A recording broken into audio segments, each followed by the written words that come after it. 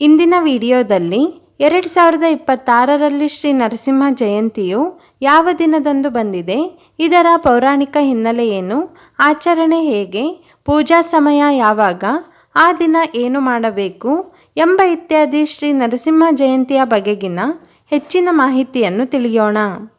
ಈ ನರಸಿಂಹ ಜಯಂತಿಯು ರಾಕ್ಷಸ ಹಿರಣ್ಯಕಶಿಪುನನ್ನು ಸಂಹರಿಸಲು ಭಗವಾನ್ ವಿಷ್ಣು ಉಗ್ರ ನರಸಿಂಹನ ಅವತಾರವನ್ನು ತಾಳಿ ಬಂದ ಅತ್ಯಂತ ಪವಿತ್ರವಾದ ದಿನವಾಗಿದೆ. ನರಸಿಂಹ ಜಯಂತಿಯು ದುಷ್ಟ ಶಿಕ್ಷಕ ಶಿಷ್ಟ ರಕ್ಷಕ ಎಂಬುದನ್ನು ಸೂಚಿಸುತ್ತದೆ. ಉಗ್ರ ನರಸಿಂಹ ಅವತಾರವು ಶ್ರೀಹರಿಯ ಅತ್ಯಂತ ಪ್ರಮುಖವಾದ ಅವತಾರವಾಗಿದೆ. ದೇಹದ ಅರ್ಧ ಭಾಗ ಮನುಷ್ಯನಂತೆಯೂ ಅರ್ಧ ಭಾಗ ಸಿಂಹದಂತೆಯೂ ಇರುವುದರಿಂದ ಇದನ್ನು ನರಸಿಂಹ ಅವತಾರ ಎಂದು ಕರೆಯುತ್ತಾರೆ. ಈ ಅವತಾರವು ಸತ್ಯಯುಗದಲ್ಲಿ ಸಂಭವಿಸಿತು. ವೈಶಾಖ ಮಾಸದ ಶುಕ್ಲ ಪಕ್ಷದ ಚತುರ್ದಶಿಯ ದಿನದಂದು ಮಹಾವಿಷ್ಣು ಉಗ್ರ ನರಸಿಂಹನಾಗಿ ಅವತರಿಸಿದ ಸುದಿನವಾಗಿದೆ.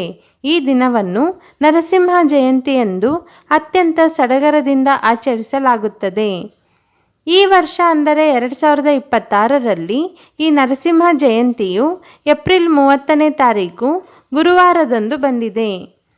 ಕೃತಯುಗದ ಪ್ರಾರಂಭ ಕಾಲದಲ್ಲಿ ವೈಕುಂಠದಲ್ಲಿ ಶ್ರೀಮನ್ನಾರಾಯಣನ ದರ್ಶನಕ್ಕೆ ಬ್ರಹ್ಮದೇವನ ಮಾನಸ ಪುತ್ರರಾದ ಸನಕ, ಸನಂದನ, ಸನಾತನ ಮತ್ತು ಸನತ್ಕುಮಾರ ಎಂಬ 4 ಋಷಿಗಳು ಆಗಮಿಸುತ್ತಾರೆ. ಅವರು ತಮ್ಮ ತಪೋಶಕ್ತಿಯ ಪ್ರಭಾವದಿಂದ ದೊಡ್ಡ ವಯಸ್ಸಿನವರಾದರೂ ಸಹ 5 ವರ್ಷದ ಬಾಲಕರಂತೆ ಕಾಣಿಸುತ್ತಿರುತ್ತಾರೆ. ಆದ್ದರಿಂದ ಇವರನ್ನು ಕುಮಾರರು ಎಂದು ಕರೆಯುತ್ತಾರೆ. ಅದೇ ಸಮಯಕ್ಕೆ ಸರಿಯಾಗಿ ವೈಕುಂಠದಲ್ಲಿ ವೈಕುಂಠದ ದ್ವಾರಪಾಲಕರಾದ ಜಯ ವಿಜಯರು ನಿಂತಿರುತ್ತಾರೆ. ಈ ಕುಮಾರರನ್ನು ಮಕ್ಕಳೆಂದು ಭಾವಿಸಿ ದ್ವಾರದಲ್ಲಿಯೇ ತಡೆಯುತ್ತಾರೆ. ಶ್ರೀಮನ್ನಾರಾಯಣನು ವಿಶ್ರಾಂತಿಯಲ್ಲಿರುವುದರಿಂದ ಒಳಗೆ ಪ್ರವೇಶವಿಲ್ಲ ಎಂದು ಜಯ ವಿಜಯರು ಆ ಬಾಲಕರಿಗೆ ತಿಳಿಸುತ್ತಾರೆ. ಆಗ ಮಹಾವಿಷ್ಣುವನ್ನು ದರ್ಶನ ಮಾಡಲು ಯಾವ ಸಮಯವಾದರೇನು, ನಾವು ದರ್ಶನ ಮಾಡುತ್ತೇವೆ, ನಮ್ಮನ್ನು ತಡೆಯಬೇಡಿ ಎಂದು ಆ ಕುಮಾರರು ವಾದಿಸುತ್ತಾರೆ. ಆದರೂ ಸಹ ಜಯ ವಿಜಯರು ಪ್ರವೇಶವನ್ನು ನಿರಾಕರಿಸುತ್ತಾರೆ. ಆಗ ಕುಮಾರರು ಕೋಪದಿಂದ ನಿಮ್ಮ ಜನನವು ಭೂಮಿಯ ಮೇಲೆ ಆಗಲಿ, ನೀವು ಇಲ್ಲಿರಲು ಅರ್ಹರಲ್ಲ ಎಂದು ಶಪಿಸುತ್ತಾರೆ. ಆಗ ಜಯ ವಿಜಯರು ತಮ್ಮ ತಪ್ಪಿನ ಅರಿವಾಗಿ ಶ್ರೀಹರಿಗೆ ಶರಣಾಗುತ್ತಾರೆ. ಆಗ ಋಷಿಗಳ ಶಾಪವನ್ನು ತಡೆಯಲು ಸಾಧ್ಯವಿಲ್ಲ. ಆದರೆ ನಿಮಗೆ ಒಂದು ಆಯ್ಕೆಯನ್ನು ನೀಡುತ್ತೇನೆ. ಅದೇನೆಂದರೆ, ಭೂಮಿಯ ಮೇಲೆ ನನ್ನ ಮಿತ್ರರಾಗಿ 7 ಜನ್ಮಗಳನ್ನೆತ್ತಿ ನನ್ನ ಸನ್ನಿಧಿಗೆ ಬರುತ್ತೀರೋ, ಅಥವಾ ಭೂಮಿಯ ಮೇಲೆ ನನ್ನ ಶತ್ರುಗಳಾಗಿ 3 ಜನ್ಮಗಳನ್ನೆತ್ತಿ ನನ್ನ ಸನ್ನಿಧಿಗೆ ಬರುವಿರೋ ಎಂದು ಹೇಳಿದನು.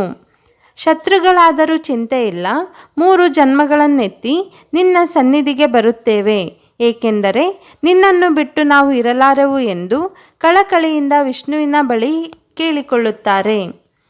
ಕುಮಾರರ ಶಾಪದ ಪರಿಣಾಮವಾಗಿ ಭೂಮಿಯ ಮೇಲೆ 3 ಬಾರಿ ಅಸುರರಾಗಿ ಹುಟ್ಟುತ್ತಾರೆ.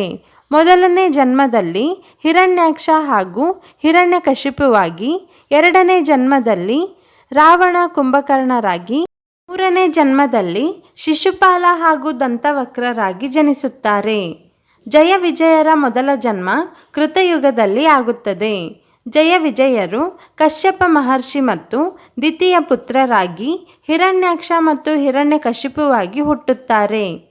ಹಿರಣ್ಯಕಶಿಪು ಬ್ರಹ್ಮದೇವನ ಕುರಿತು ದೀರ್ಘ ತಪಸ್ಸನ್ನಾಚರಿಸಿ ತನಗೆ ಯಾವುದೇ ಮನುಷ್ಯನಿಂದ, ದೇವದಾನವ, ಪಶು ಪಕ್ಷಿಗಳಿಂದಾಗಿ ಮನೆಯ ಒಳಗಾಗಲಿ ಹೊರಗಾಗಲಿ, ಹಗಲಲ್ಲಿ ಆಗಲಿ ಇರುಳಲ್ಲಿ ಆಗಲಿ ಮರಣ ಬರಬಾರದೆಂದು ಬ್ರಹ್ಮದೇವನ ಬಳಿ ವರವನ್ನು ಪಡೆಯುತ್ತಾನೆ. ಹರಿದ್ವೇಷಿಯಾದ ಹಿರಣ್ಯಕಶಿಪು 3 ಲೋಕವನ್ನು ಆಳುತ್ತಾನೆ, ಪೀಡಕನಾಗುತ್ತಾನೆ. ಹೀಗಿರುವಾಗ ಆಶ್ಚರ್ಯವೆಂಬಂತೆ ಈತನಿಗೆ ಒಬ್ಬ ಪುತ್ರ ಹುಟ್ಟುತ್ತಾನೆ. ಅವನ ಹೆಸರು ಪ್ರಹ್ಲಾದ. ಇವನು ಶ್ರೀಹರಿಯ ಪರಮ ಭಕ್ತನಾಗಿರುತ್ತಾನೆ. ಇದರಿಂದಾಗಿ ತಂದೆ ಮಗನ ನಡುವೆ ಮನಸ್ತಾಪಗಳಾಗುತ್ತವೆ. ಕೊನೆಗೊಂದು ದಿನ ಕುಪಿತನಾದ ಹಿರಣ್ಯಕಶಿಪು ರಾಜಸಭೆಗೆ ಕರೆದುಕೊಂಡು ಬಂದು ನಿನ್ನ ಹರಿಯನ್ನು ತೋರಿಸು ಎಂದು ಗರ್ಜಿಸುತ್ತಾನೆ. ಆಗ ಭಕ್ತ ಪ್ರಹ್ಲಾದ ಹರಿಯು ಸರ್ವಾಂತರ್ಯಾಮಿ ಆಗಿರುವುದರಿಂದ ಎಲ್ಲೆಲ್ಲೂ ಇದ್ದಾನೆ ಎಂದು ನುಡಿಯುತ್ತಾನೆ. ಹಾಗಾದರೆ ನಿನ್ನ ಹರಿ ಈ ಕಂಬದಲ್ಲಿದ್ದಾನೆಯೇ ಎಂದು ಕಂಬಗಳನ್ನು ತೋರಿಸುತ್ತಾನೆ. ಆಗ ಪ್ರಹ್ಲಾದನು ಈ ಕಂಬದಲ್ಲಿದ್ದಾನೆ ಎಂದು ನುಡಿಯುತ್ತಾನೆ. ಕುಪಿತನಾದ ಹಿರಣ್ಯಕಶಿಪು ಈ ಕಂಬವನ್ನು ಗದಾ ಪ್ರಹಾರದಿಂದ ಒಡೆಯುತ್ತಾನೆ. ಆಗ ಆ ಕಂಬದಿಂದ ಉದ್ಭವಿಸಿದ ದೇವರೇ ಉಗ್ರ ನರಸಿಂಹಸ್ವಾಮಿ. ಮುಸ್ಸಂಜೆಯ ಸಮಯದಲ್ಲಿ ನರಸಿಂಹಸ್ವಾಮಿ ಹಿರಣ್ಯಕಶಿಪುನನ್ನು ಸಂಹರಿಸುತ್ತಾನೆ. ಈ ದಿನವನ್ನೇ ನರಸಿಂಹ ಜಯಂತಿ ಎಂದು ಕರೆಯುತ್ತಾರೆ. ನರಸಿಂಹಸ್ವಾಮಿಯು ವೈಶಾಖ ಮಾಸದ ಶುಕ್ಲ ಪಕ್ಷದ ಚತುರ್ದಶಿಯಂದು ಮುಸ್ಸಂಜೆ ಹೊತ್ತಿನಲ್ಲಿ ಅವತರಿಸಿದನು. ಆದ್ದರಿಂದ ಭಕ್ತಾದಿಗಳೆಲ್ಲರೂ ಅಂದು ಮುಸ್ಸಂಜೆವರೆಗೂ ಉಪವಾಸವನ್ನು ಮಾಡುತ್ತಾರೆ. ಇನ್ನು ಈ ದಿನದ ಪೂಜಾ ಸಮಯವನ್ನು ನೋಡುವುದಾದರೆ ಏಪ್ರಿಲ್ 30ನೇ ತಾರೀಕು ಗುರುವಾರ ಸಾಯಂಕಾಲ 4:17 6:56 ಸಮಯದಲ್ಲಿ ನರಸಿಂಹಸ್ವಾಮಿಯ ವಿಗ್ರಹ ಅಥವಾ ಭಾವಚಿತ್ರ ಅಥವಾ ಸಾಲಿಗ್ರಾಮ ರೂಪದಲ್ಲಿ ವಿಧಿವಿಧಾನಗಳಿಂದ ಶಾಸ್ತ್ರೋಕ್ತವಾಗಿ ಪೂಜಿಸಬೇಕು. ಇದು ಅತ್ಯಂತ ಶುಭದಾಯಕವಾಗಿದೆ. ನರಸಿಂಹನಿಗೆ ಪಂಚಾಮೃತದ ಅಭಿಷೇಕವನ್ನು ಮಾಡಬೇಕು.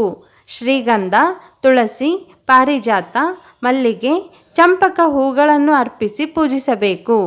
ಪಾನಕ, ಕೋಸಂಬರಿ ಮತ್ತು ವಿವಿಧ ಫಲಗಳ ನೈವೇದ್ಯವನ್ನು ಮಾಡಬೇಕು. ಈ ದಿನ ನರಸಿಂಹಸ್ವಾಮಿಯ ಪ್ರವಚನ ಕೇಳುವುದು, ಮಂತ್ರಗಳನ್ನು ಪಠಿಸುವುದು ಅತ್ಯಂತ ಶ್ರೇಯಸ್ಕರ. ಇದರಿಂದಾಗಿ ಧೈರ್ಯ, ಆರೋಗ್ಯ, ಆತ್ಮವಿಶ್ವಾಸ ಎಲ್ಲವೂ ಪ್ರಾಪ್ತವಾಗುತ್ತವೆ. ಅಲ್ಲದೆ ಹತ್ತಿರದ ನರಸಿಂಹಸ್ವಾಮಿಯ ದೇವಸ್ಥಾನಕ್ಕೆ ತೆರಳಿ ದರ್ಶನವನ್ನು ಪಡೆಯಿರಿ. ಹೀಗೆ ತನುಮನ ಧನದಿಂದ ಶ್ರದ್ಧಾಭಕ್ತಿಯಿಂದ ಶ್ರೀ ನರಸಿಂಹ ಜಯಂತಿಯ ದಿನ ನರಸಿಂಹಸ್ವಾಮಿಯ ಪೂಜೆಯನ್ನು ಮಾಡಿ ನರಸಿಂಹನ ಕೃಪೆಗೆ ಪಾತ್ರರಾಗಿ ಧೈರ್ಯ, ಆರೋಗ್ಯವನ್ನು ಪಡೆಯಿರಿ. ಈ ಮಾಹಿತಿ ನಿಮಗೆ ಇಷ್ಟವಾಗಿದ್ದರೆ ಲೈಕ್ ಮಾಡಿ, ಶೇರ್ ಮಾಡಿ, ಕಮೆಂಟ್ ಮಾಡಿ ಮತ್ತು ನಮ್ಮ ಚಾನಲನ್ನು ಸಬ್ಸ್ಕ್ರೈಬ್ ಮಾಡಲು ಮರೆಯದಿರಿ.